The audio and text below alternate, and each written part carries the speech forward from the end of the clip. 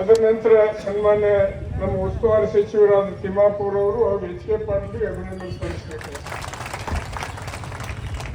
ಸಚಿವ ಸಂಪುಟದಲ್ಲಿ ನಮ್ಮ ಬೇಡಿಕೆಗೆ ಮನ್ನಣೆ ಕೊಟ್ಟು ಬೆಂಬಲ ಕೊಟ್ಟಿರುವಂಥ ಡಾಕ್ಟರ್ ಜಿ ಪರಮೇಶ್ವರ್ ಅವರು, ಡಾಕ್ಟರ್ ಮಾಧವಪ್ಪನವರು, ಕೆ ಎಚ್ ಮುನಿಯಪ್ಪ ಅವರು, ಎನ್ ಎಸ್ ಬೋಸರಾಜ್ ಅವರು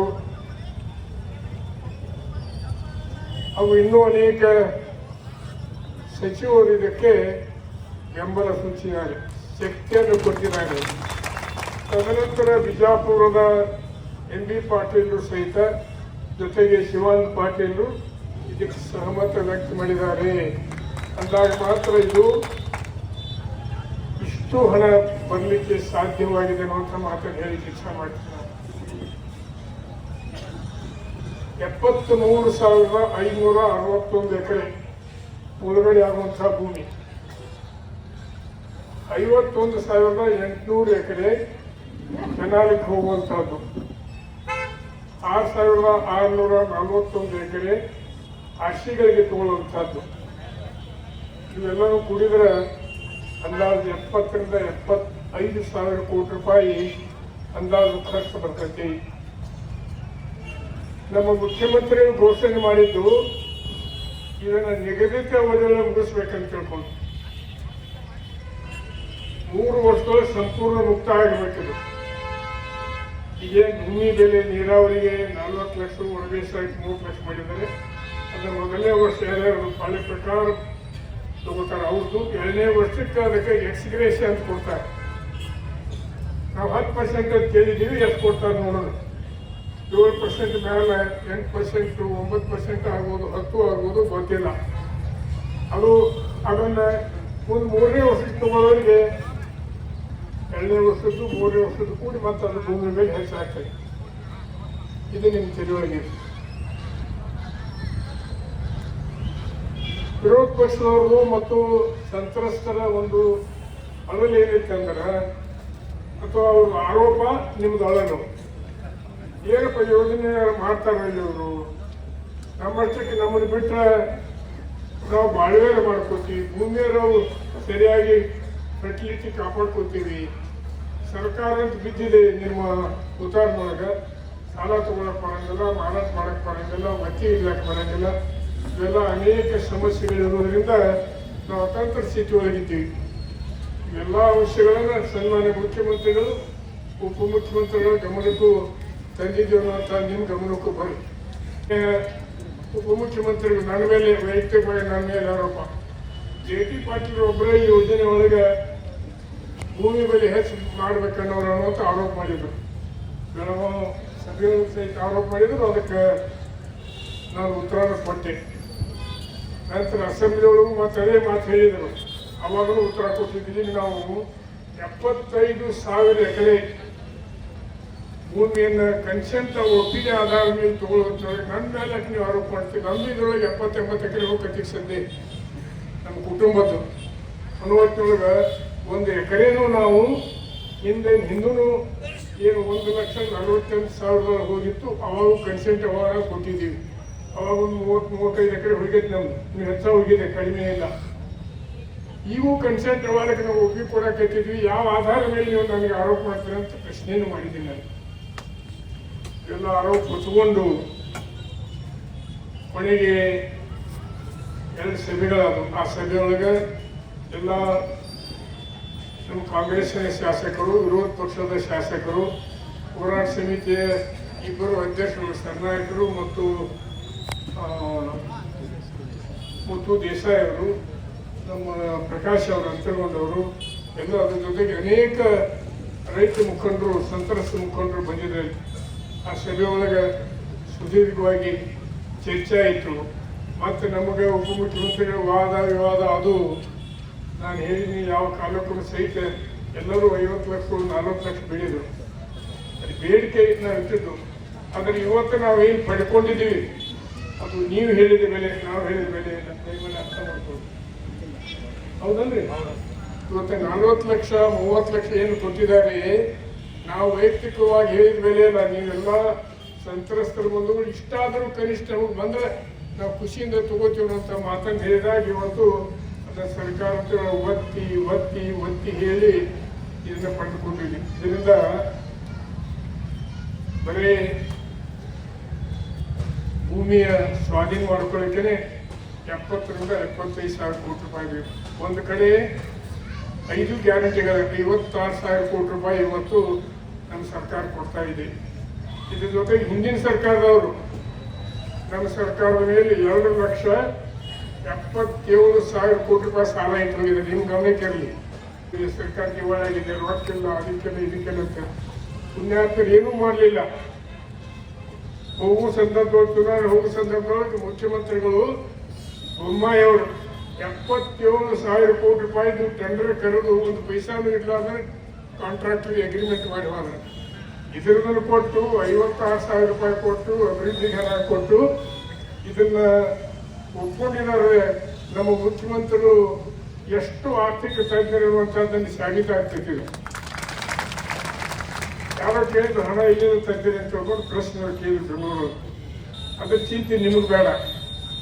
ನಾನು ಆರ್ಥಿಕ ಸಚಿವನಿದ್ದೀನಿ, ಮುಖ್ಯಮಂತ್ರಿನಿದ್ದೀನಿ. ಹೆಂಗೆ ನಮ್ಮ ಸರ್ಕಾರದಿಂದ ಹೆಂಗೆ ನಡೆಸಬೇಕು, ಹಣ ಹೆಂಗೆ ಕೊಡಿಸ್ಬೇಕನ್ನುವಂಥದ್ದು ಅದನ್ನು ವಿಚಾರ ಮಾಡ್ಕೊಂಡು 4 ಸಭೆಗಳನ್ನು ಸಂಬಂಧಿಸಿದ ಎಲ್ಲ ಶಾಸಕರು, ಮಂತ್ರಿಗಳು, ಅದನ್ನ ಇಲಾಖೆ ಅಧಿಕಾರಿಗಳ ಜೊತೆಗೆ ಚರ್ಚೆ ಮಾಡಿ ನಿರ್ಣಯಕ್ಕೆ ಬಂದಿದ್ದಾರೆ. ದಯಮಾಡಿ ಒಮ್ಮೆ ಏಕಾಏಕಿ ಏನೋ ನಿಮಗೆ ಖುಷಿ ಪಡಿಸ್ಲಿಕ್ಕೆ ನಮಗೆ ಖುಷಿ ಪಡಿಸ್ಲಿಕ್ಕೆ ಮಾಡಿಲ್ಲ. 13 ರಿಂದ 18 ಅವಧಿ ಒಳಗೆ, 23 ರಿಂದ 28 2 ಅವಧಿ ಒಳಗೆ ಈ ನಮ್ಮ ಚುನಾವಣೆ ಮ್ಯಾನಿಫೆಸ್ಟೋ ಪ್ರಣಾಳಿಕೆ ಏನಿರ್ತದೆ ಅದರೊಳಗೆ ನಾವು ಆಲ್ಮಟ್ಟಿ ಯೋಜನೆಯನ್ನು ಮುಗಿಸ್ತೀವಿ ಅನ್ನುವಂಥದ್ದು ಭರವಸೆ ಕೊಟ್ಟಿದ್ರು. ಅದನ್ನು ಇನ್ನೂ ಸಹಿತ ಏನೇನು ಭರವಸೆ ಕೊಟ್ಟಿದ್ರು ಎಲ್ಲ ಈಡೇರಿಸಿದ್ರು ಸಿದ್ದರಾಮಯ್ಯನವರು. ಈಗೂ ಸಹಿತ ಏನೇನು ಚುನಾವಣೆ ಪ್ರಣಾಳಿಕೆಗಳು ಭರವಸೆ ಕೊಟ್ಟಿದೆ ನಮ್ಮ ಕಾಂಗ್ರೆಸ್ ಪಕ್ಷದ ವತಿಯಿಂದ ಅದನ್ನೆಲ್ಲನೂ ಇವತ್ತು ಸಾರಾಸಹಿತಾಗಿ ಇಂಪ್ಲಿಮೆಂಟ್ ಮಾಡ್ತಾರೆ ಅನ್ನುವಂಥದ್ದು ವಿಚಾರ ನಿಮ್ಮ ಗಮನಕ್ಕೆ ತರಕ್ಕೆ ಇಚ್ಛೆ ಮಾಡ್ತೀನಿ. ಅದಕ್ಕೆ ಇನ್ನೊಂದು ಕೇಳಿದ್ರು, ಈಗ 1, 2, 3 ವರ್ಷದ್ದಾಯ್ತು. ಇನ್ನೊಂದು ಏನಕ್ಕೆ ಇದನ್ನು ಈಗ ಹಿಂದಿನ ಸರ್ಕಾರದವ್ರು ನಮ್ಮವರ ನೀರಾವರಿ ಮಂತ್ರಿ ಇದ್ದರು ಕಾರಜೋಳ ಅವರು. ಅದನ್ನ 22, 24 ಮಾಡಿದ್ರು. ಅವರಿದ್ದಾಗ ಏನಾದರೂ ನಮಗೆ ಹೆಚ್ಚಿನ ಒಂದು ಲಾಭ ಆಗ್ತದೆ ತಿಳ್ಕೊಂಡಿದ್ವಿ ನಾವು. ಆಗಲಿಲ್ಲ. ಮತ್ತು ನಿನ್ನೆ ಸ್ಟೇಟ್ಮೆಂಟ್ ನೋಡಿದವ್ರು ದುರ್ದೈವ ಬಂಗಾರ ಬೆಲೆ 50,000 ಇತ್ತು, ಈಗ 1,10,000 ಆಗೈತಿ. ಆ ಬಂಗಾರ ಬೆಲೆ ಆಧಾರದ ಮೇಲೆ ಬೆಲೆ ಕೊಡ್ಬೇಕು ಅನ್ನೋದು. ಬಂಗಾರ ಬೆಲೆಗೆ ಇದಕ್ಕೆ ಏನು ಸಂಬಂಧ ಐತಿ? ಎಲ್ಲರೂ ಬಂಗಾರ ಮೇಲೆ ಭೂಮಿ ತಗೋತೀವೋ ಅಥವಾ ಬಂಗಾರ ಅಡವು ಹಿಡಿದು ಭೂಮಿ ತಗೋತೀವೋ? ಏನು ಸರ್ಕಾರಗಳು ಬಂಗಾರದ ಮೇಲೆ ನಡೆದೈತೋ? ನಾವು ಮಾಡಲಾರ್ದಕ್ಕಾಗಿ ಇದನ್ನ ಏನಾದರೂ ಒಂದು ಹೇಳಿಬಿಡೋದು. ಇದು ಸಮಂಜಸವಾದದ್ದು ಅಲ್ಲ ಅನ್ನುವಂಥ ಮಾತನ್ನು ಸಹಿತ ಅದನ್ನು ಅಲ್ಲಗಳಿತೀನಿ.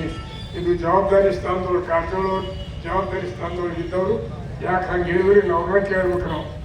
ಯಾಕೆ ಹಿಂಗಾಗಿ ಕೇಳಿದ್ರೆ ಅಂತ ಹೇಳ್ಕೊಂಡು ಇದಕ್ಕಿಂತ ಹೆಚ್ಚು ವ್ಯಾಖ್ಯಾನ ಮಾಡಲಿಕ್ಕೆ ಹೋಗೋದಿಲ್ಲ. 522, 24 ಇದ್ದಿದ್ದನ್ನು 22ಕ್ಕೆ ರದ್ದು ಮಾಡಿ ಒಮ್ಮೆ 524ಕ್ಕೆ ಇನ್ನೊಂದು ಏನಕ್ಕೆ ಭಾಳ ಮಹತ್ವದ್ದು. ಮುಖ್ಯಮಂತ್ರಿಗಳ ಕರೆದ ಸಭೆಯೊಳಗೆ ನಾವು ಅವಾಗ 45 ಲಕ್ಷ ನೀವು ಕೊಡಬೇಕಂತ ನಂದು ಪ್ರತಿಪಾದನೆ ಇತ್ತು. ಎಲ್ಲರೂ 50 ಲಕ್ಷ 40 ಲಕ್ಷ ತಗೊಂಡು ನಮ್ಮ ಜಿಲ್ಲಾ ಉಸ್ತುವಾರಿ ಸಚಿವರು 50 ಲಕ್ಷ 40 ಲಕ್ಷನ ಕೊಡಬೇಕಂತ ಹಠ ಹಿಡಿದಿದ್ರು. ಇದೇನೋ ಸರಿ ಮಾಡ್ಬೇಕಲ್ಲ. ಹಿಂಗೆ ನಮ್ಮ ಜಗಳ ಅವ್ರ ಜಗಳ ರೇಟ್ ಒಳಗೆ ಮತ್ತೆ ಮುಂದೆ ಹೋಯ್ತಂದ್ರೆ ನಮ್ಮ ಸಂತ್ರಸ್ತರು ಬಡವರಾಗಬಾರ್ದು ಅನ್ನೋ ದೃಷ್ಟಿಯಿಂದ ನೀವೇನು ಒಂದು ಲೆಕ್ಕ ಇಟ್ಟಿದ್ದೀರಿ. 40 ಲಕ್ಷದ ಮೇಲೆ ನೀವೇನು ಕೊಡ್ತೀರಿ ಕೊಡಿ, ಅದನ್ನು ನಮ್ಮ ಸಂತ್ರಸ್ತರಿಗೆ ಒಟ್ಟು ಜವಾಬ್ದಾರಿ ನಾವೆಲ್ಲರೂ ತಗೋತೀವಿ ಅಂತ ಮಾತನ್ನು ಹೇಳಿದ್ದೀನಿ ನಾನು. ಈ ಸಂದರ್ಭದೊಳಗೆ ಅವರಿಬ್ಬರ ಜೊತೆಗೆ ಯಾರು ಮುಖ್ಯಮಂತ್ರಿ ಉಪಮುಖ್ಯಮಂತ್ರಿ ಜೊತೆಗೆ ನಾವು ಹೆಚ್ಚು ಇವತ್ತು ಧನ್ಯವಾದ ಹೇಳಬೇಕು ಒಳಪಡುವವರು ಸನ್ಮಾನ್ಯ ತಿಮ್ಮಾಪುರ್ ಅವರು ಮತ್ತು ಎಚ್ ಕೆ ಪಾಟೀಲ್. ತಿಮ್ಮಾಪುರ್ ಅವರಂತೂ ಡಿ ಕೆ ಶಿವಕುಮಾರ್ ಅವರು ಬೇದರವರನ್ನು ನೀವು ನಮ್ಮ ಕ್ಯಾಬಿನೆಟ್ ಮಂತ್ರಿಯಾಗಿ ನೀನು ರೈತರ ಪರವಾಗಿ ವಾದ ಮಾಡ್ತೀನಿ ಅಂತ ತಿಳ್ಕೊಂಡು, ಆದರೆ ಯಾವುದೇ ಬಾರಿ ಮುಖ್ಯಮಂತ್ರಿಗಳು ಸಹಿತ ತಿಮ್ಮಾಪುರ್ ಕ್ಯಾಬಿನೆಟ್ ಮಂತ್ರಿ ಒಂದು ಲಕ್ಷ ಇಟ್ಟು ರೈತರ ಬಗ್ಗೆ ಕಾಳಜಿ ಐತಿ ಒಬ್ಬನು, ಆದ್ರೆ ಅದನ್ನು ಲಕ್ಷ ಇಟ್ಕೊಂಡು ಮಾತಾಡಂತಿದೆ. ಈಗ ಯಾಕೆ ಧನ್ಯವಾದ ಹೇಳ್ಬೇಕಂದ್ರೆ ಎಚ್ ಕೆ ಪಾಟೀಲ್ ಒಂದು ಗುಂಟ ಹೋಗುದಿಲ್ಲ, ಇಲ್ಲಿ ತಿಮ್ಮಾಪುರ ಅವ್ರದ್ದು ಒಂದು ಗುಂಟ ಹೋಗುದಿಲ್ಲ. ಆದ್ರೆ ಇಷ್ಟು ಬಿಗಿ ಹಿಡಿದ್ರಲ್ಲ ಅವ್ರಿಗೆ ಎಷ್ಟು ಯಾವುದೇ ಶಬ್ದಗಳಿಂದ ನಾವು ಧನ್ಯವಾದ ಹೇಳಿಕ್ಕೆ ಸಾಧ್ಯವಿಲ್ಲ ಅನ್ನುವಂಥ ಮಾತನ್ನು ಹೇಳ್ತೀವಿ. ಇವತ್ತಿಷ್ಟು ಒಂದು ಹಂತಕ್ಕೆ ಬಂದಿದೆ. ಅದನ್ನು ಮುಖ್ಯಮಂತ್ರಿಗಳ ಕರ್ನಾಟಕದೊಳಗೆ ನೀವೇನು ನಿರ್ಣಯ ಮಾಡ್ತೀರಿ ಮಾಡಿದ ಮೂಲಕ ತೋಟಗಾರಿಕೆ ಬೆಳೆಗೆ 2,500 3,000 ಎಕರೆ ತೋಟಗಾರಿಕೆ ಬೆಳೆ ಇದೆ. ಅದಕ್ಕೆ ನೀವು ಸರ್ಕಾರದ ಒಂದು ಚೌಕಟ್ಟಿನೊಳಗೆ ಏನು ಬೆಲೆ ನಿರ್ಧಾರ ಮಾಡಿದ್ದೀರಿ, ಯಾವ ಬೆಳೆಗೆ ದಾಳಿಂಬರಿಗೆ ಬೇರೆ, ಬಾಳಿಗೆ ಬೇರೆ, ಆಮೇಲೆ ಚಿಕ್ಕುಗೆ ಬೇರೆ, ಮ್ಯಾಂಗೋಗೆ ಬೇರೆ, ದ್ರಾಕ್ಷಿಗೆ ಬೇರೆ, ಹಿಂಗೇನು ನೀವು ಗೈಡ್ಲೈನ್ಸ್ ಮಾಡಿದ್ದೀರಿ ಅದರ ಪ್ರಕಾರ ಅವರಿಗೆ ಹೆಚ್ಚಿನ ಬೆಲೆ ಕೊಡಬೇಕಾಗತ್ತೆ ಅನ್ನುವಂಥದ್ದನ್ನು ಹೇಳಿದಾಗ ಅಧಿಕಾರಿಗಳು ಒಪ್ಕೊಂಡಿದ್ದಾರೆ, ಮುಖ್ಯಮಂತ್ರಿಗಳು ಒಪ್ಕೊಂಡಿದ್ದಾರೆ, ಎಲ್ಲರೂ ಒಪ್ಕೊಂಡಿದ್ದಾರೆ ಅನ್ನುವಂಥದ್ದು ನೀವು ಗಮನಕ್ಕೆ ತರಲಿ ಕೆಲಸ ಮಾಡಿ. ಇದು 40 ಲಕ್ಷ ಬರೀ ಭೂಮಿಯೊಳಗೆ ಏನಾದರೂ ಕಟ್ಟಡ ಇದ್ದರೆ ಗಿಡಗಂಟಿ ಯಾವುದೇ ಇದ್ರೂ ಸಹಿತ ಅದಕ್ಕೆ ಪ್ರತ್ಯೇಕವಾದಂಥ ಬೆಲೆಯನ್ನು ಕೊಡ್ತಾರೆ ಅನ್ನೋದು ನಿಮ್ಮ ಗಮನಕ್ಕೆ ತರಲಿಕ್ಕೆ ಕೆಲಸ ಮಾಡ್ತೀನಿ. ಅದಕ್ಕೆ ಇವತ್ತು ಬರೀ ಬೇಡಿಕೆ ಇಟ್ಟಿದ್ದೀವಿ, ಮಂಜೂರಾಯ್ತು, ಮುಂದೆ ಭಾಳ ಜವಾಬ್ದಾರಿ ಇದೆ. 3 ವರ್ಷದೊಳಗೆ ಕಂಪ್ಲೀಟ್ ಮಾಡಬೇಕು. ಆನಂತರ ನಮ್ಮ ಮಕ್ಕಳಿಗೆ ನೌಕರಿ ಸಲುವಾಗಿ ಕೇಳಬೇಕಾಗಿದೆ. ಕಳೆದುಕೊಳ್ಳುವ ಭೂಮಿಗೆ ಫ್ರೀಯಾಗಿ ನಮಗೆ ರಿಜಿಸ್ಟ್ರೇಷನ್ ಮಾಡಿಕೊಡ್ಬೇಕಾಗಿದೆ. ನಮ್ಮ ಆರ್ಸಿಗಳನ್ನು ಉತ್ತಮಪಡಿಸಿಕೊಳ್ಬೇಕಾಗಿದೆ. ಆರ್ಸಿಗಳಲ್ಲಿರುವ ಕೊರತೆಗಳನ್ನು ಅದನ್ನು ಪೂರೈಸಬೇಕಾಗಿದೆ. ಅದನ್ನು 20 ಹಳ್ಳಿಗಳು ಅವ್ರು ಕಳಿಸಿರುವ ನಾನು ಪದೇ ಪ್ರತಿಯೊಂದು ಸಭೆಗಳು ಹೇಳಿದ ಚಿಕ್ಕಾರಮುಂಡಿ ಮತ್ತು ಚಿಕ್ಕಸೌಸಿ 2 ಮುಳುಗಡೆ ಆಗ್ತಿದ್ದು ಸಹಿತ ಬಿಟ್ಟು ಹೋಗಿರೋ ಹೆಂಗೋ ಏನೋ ಗೊತ್ತಿಲ್ಲ. ಆದ್ರೆ ಒಂದು ಮಾತ್ರ ಹೇಳ್ತೀನಿ, ಇನ್ನೊಮ್ಮೆ ನಿಶ್ಚಿತವಾಗಿ ಸರ್ವೆ ಮಾಡಿಸುವಂಥ ಜವಾಬ್ದಾರಿ ನಾವು ತಗೋತೀವಿ, ಮಾಡಿಸ್ತೇವೆ. ಅದಕ್ಕೆ ಯಾರೂ ಭಯ ಪಡುವ ಕಾರಣ ಇಲ್ಲ. ಅದನ್ನು ಸಿದ್ದರಾಮಯ್ಯನವರು ಎಂದೂ ಆ ಹಿಂದಿನ ಸರ್ಕಾರದವರು ಹೇಳಿದಂಗೆ ಸುಳ್ಳು ಹೇಳಿ ಏನೇನು ಅಂಕಿ ಸಂಖ್ಯೆಗಳನ್ನು ಕೊಟ್ಟು ಹೋಗು ಮುಖ್ಯಮಂತ್ರಿನೂ ಅಲ್ಲವರು. ನುಡಿದಂತೆ ನಡೆದಂಥ ಮುಖ್ಯಮಂತ್ರಿಗಳು, ಉಪಮುಖ್ಯಮಂತ್ರಿಗಳು, ನಮ್ಮ ಸರ್ಕಾರ ಅದಕ್ಕೆ ಎಷ್ಟೇ ಧನ್ಯವಾದಗಳು ಹೇಳಿದರೆ ಕಡಿಮೆ ಅನ್ನುವಂಥ ಮಾತನ್ನು ಹೇಳಿ ಇವತ್ತು ಒಂದು ರೆಸಲ್ಯೂಷನ್ ಮಾಡಿಬಿಡಿ. ಇವತ್ತು ಸನ್ಮಾನ್ಯ ಮುಖ್ಯಮಂತ್ರಿಗಳು, ಉಪಮುಖ್ಯಮಂತ್ರಿಗಳು, ಆ ನಂತರ ಎಚ್ ಕೆ ಪಾಟೀಲರು, ತಿಮ್ಮಾಪುರ ಅವ್ರಿಗೆ ಮೊದಲನೇ ಸಾಲಿನೊಳಗೆ ನಾವು ಅಭಿನಂದನೆ ಸಲ್ಲಿಸೋಣ. ಅದರ ಜೊತೆಗೆ ಬಿಜಾಪುರದ 2 ಸಚಿವರಿಗೆ ಸಹಿತ ಅಭಿನಂದನೆ ಸಲ್ಲಿಸಿ ಇನ್ನೊಂದು 2-3 ಮಂದಿ MLA ಹೆಸರು ಹೇಳ್ತೀನಿ. ಇದು ಸರಳ ಆಗಲಿಕ್ಕೆ ಕಾರಣ ಮೊದಲೇದು ನಮ್ಮ ಯಶವಂತಗೌಡರು, ಹಿಂದಿ ಯಶವಂತಗೌಡರು. ಅವ್ರ ಮುಚ್ಚಿಗೆ ನಾವು ಹೇಳಿದ್ರೆ ನಾವು ಈ ಬಾಗಲಕೋಟೆಯವರು ಭೂಮಿ ಕಳ್ಕೊಳ್ಳೋರು, ನಾವು ಅದನ್ನು ಲಾಭ ಮಾಡ್ಕೊಳ್ಳೋರು. ಅದಕ್ಕೆ ನಮಗೆ ಇಲ್ಲೇನು ಸಂತ್ರಸ್ತರಿಗೆ ಕೊಡ್ತೀರಿ ಆ ರೇಟ್ ಕೊಡೋ ಅವಶ್ಯಕತೆ ಇಲ್ಲ. ನೀವು ನಮ್ಗೆ ಎಷ್ಟು ಕಡಿಮೆ ಮಾಡ್ತಾರೆ ಕಡಿಮೆ ಮಾಡಿ, ಅದನ್ನು ಅವ್ರ ಬೇಡಿಕೆಗೆ ಸ್ಪಂದನೆ ಮಾಡಿ ಅನ್ನುವಂಥ ಮಾತನ್ನು ದೊಡ್ಡ ಮಾತನ್ನು ಹೇಳಿದವರು ಯಶವಂತಗೌಡ ಪಾಟೀಲ್ ಮಾತನ್ನು ಹೇಳ್ತೀನಿ. ಅದರೊಳಗೆ ಆದದ್ದು ನಂತರ ಮುಖ್ಯಮಂತ್ರಿಗಳ ಕರೆದ ಸಭೆಯಲ್ಲಿ ಸಹಿತ ಯಶವಂತಗೌಡರು, ಬಸವರಾಜ್ ದದ್ದಲ್ ಅವರು, ರಾಯಚೂರು ಜಿಲ್ಲಾ ಮಸ್ಕಿ MLA ಕಾಣಿಸುತ್ತೆ, ಅವರು ಬೋಸರಾಜ್ ಅವರು ಏನು ಮೈನಾರಿಟೇಷನ್ ಮಿನಿಸ್ಟರ್ ಅಲ್ಲ, ಅವರು ಸಹಿತ ನಾವು ಕಡಿಮೆ ತಗೊಳ್ಳೋಕೆ ತಯಾರಿದ್ವಿ, ದಯಮಾಡಿ ಸಂತ್ರಸ್ತನ ಸಮಾಧಾನ ಮಾಡಿರುವಂಥ ವಿಚಾರವನ್ನು ಹೊರಗೆ ಹೇಳಿದರು. ಒಳಗಡೆ ನಾಗೇನಾಗಲು ಮುಂದೆ ಹೇಳಿದ ಎಲ್ಲ ಮಂತ್ರಿಗಳು ಮಾದೇವಪ್ಪ, ಪರಮೇಶ್ವರ್, H. ಮುನಿಯಪ್ಪ, ಬೋಸರಾಜು, ಅವರು ಇನ್ನೂ ಬೈರೇಗೌಡರು ನಮ್ಗೆ ಅವರು ಕಂದಾಯ ಮಂತ್ರಿಗಳಾಗಿ ಅವರು ಸಹಿತ ನಮ್ಮ ಸಹಾಯಕ್ಕೆ ಬಂದಿದ್ದಾರೆ. ಈಗ ಅನೇಕ ಮಂತ್ರಿಗಳು ನಮ್ಮ ಸಹಾಯಕ್ಕೆ ಬಂದಿದ್ದರಿಂದ ಇದು ಆಗಿದೆ. ಇನ್ನು ಕಾರ್ಯರೂಪಕ್ಕೆ ತರುವಂಥ ಕೆಲಸ ನಾವು ನೀವು ಕೂಡ ಮಾಡೋಣ ಅನ್ನುವಂಥ ಮಾತನ್ನು ಹೇಳಿ, ಇನ್ನೂ ಏನು ಬೇಡಿಕೆಗಳ ಪಟ್ಟಿನೇ ಇದೆ, ಬೇಡಿಕೆಗಳ ಪಟ್ಟಿ ಇದೆ. ಅದು ಆರ್ಸಿಗಳಲ್ಲಿ ಏನು ಆಗಬೇಕಾಗಿದೆ ಅದನ್ನು ನಾವು ಭೂಮಿ ಕಳ್ಕೊಳ್ಳೋದ್ರಿಂದ ರಾಜ್ಯದವರು ನಾವು ಎಲ್ಲೇ ಪರ್ಚೇಸ್ ಮಾಡಿದ್ರು ಸಹಿತ ಅದಕ್ಕೆ ಫ್ರೀಯಾಗಿ ರಿಜಿಸ್ಟ್ರೇಷನ್ ಆಗಬೇಕು.